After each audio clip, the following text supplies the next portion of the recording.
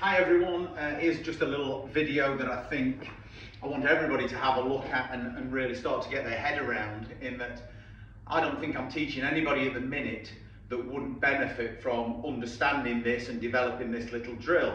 So I've got a training aid here with me. This is called I think it's called, not an impact ball, I can't remember what it's called, but anyway, all it is a little inflatable golf ball, comes with a lanyard, and it sits around my neck. But what I'm going to do, in my setup, I'm going to grip it between my forearms, and what it does, it helps me keep the distance between the forearms consistent, and I don't start to spread and move about and splay things, which can really struggle. Okay, so what I want to do in this video is talk to you about 2 or 3 things that I see almost every one of my students do wrong.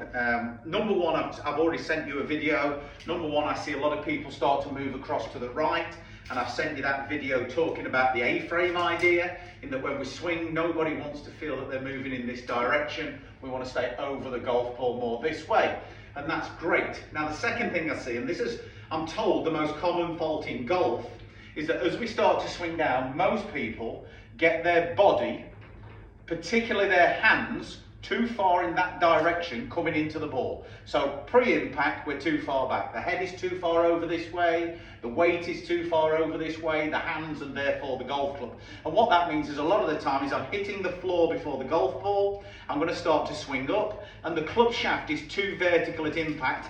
And this club, I've put an alignment rod in it, I've shoved it all the way down the shaft, and I've left about 15 inches protruding.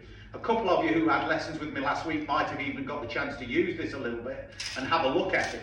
But what we want to do is, as we're swinging down, we never want this alignment rod to hit the body. It can hit the body later on in the follow through towards the finish, but never around the impact position.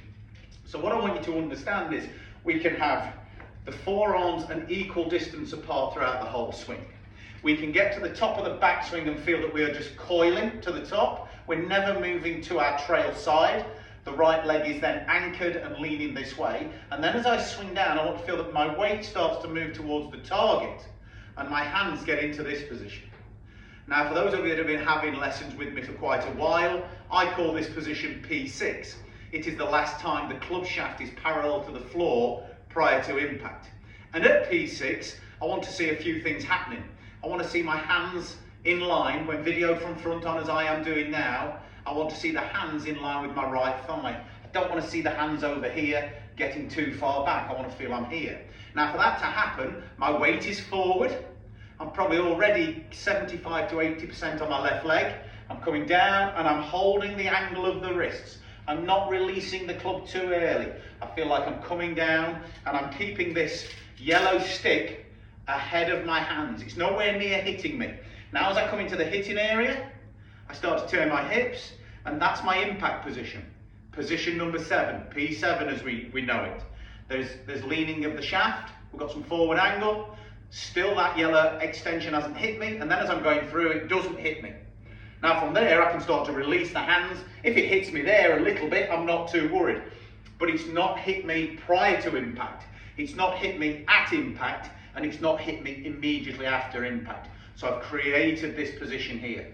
The most common fault in golf is people doing this, coming into impact, maybe getting too far back, releasing the club too early. The yellow stick is now pushing into my left ribs. The club's got too much loft. It's swinging up on the ball. I can't create compression. I can't deliver the correct amount of loft, and I'm getting into a lot of problems. Now, you don't need to necessarily go and buy yourself something like that, although they're not expensive. On eBay, that wouldn't cost a lot of money. You could get a coat hanger and wrap it around your arms. I used to have a coat hanger in here, and that's how I used to do it. You could get a, what do they call them? Like a therapy band, an exercise band, tie it up. You could use a piece of string if you wanted, and or you could just have the feel that you're going to keep those elbows more connected. Then you can get yourself a knitting needle or a piece of dowel or a chopstick and just balance it in the end of your club, or if you wanted, you could just hold it in the base of the fingers. And then at home, just practice this position, this P6, going from the top down to P6. P4 is the top, P6 is here. And practice that movement. use your Onform app that I've given you all to record yourself from front on, as I am doing now. Get to the top, here. Let the weight move forward, let the stick stay ahead of you. We're never releasing. We don't need to do it fast. We're not looking to do this. This is going to cause problems. We want to feel that the club is driving this way. There. Then coming into that impact position. Okay? That's something that will help you no end. You can practice here at the driving range. You can practice at home. You could just stand in your living room, grip down the club so you're several inches away from the club head, and just practice this position and make sure that club doesn't hit you. Weight's moving on to that left side, that front leg, and we're creating this position before we create that there. All right? So have a look at this video, watch it a few times, really digest what I'm saying to you, and then put it into practice. Video yourselves, upload it.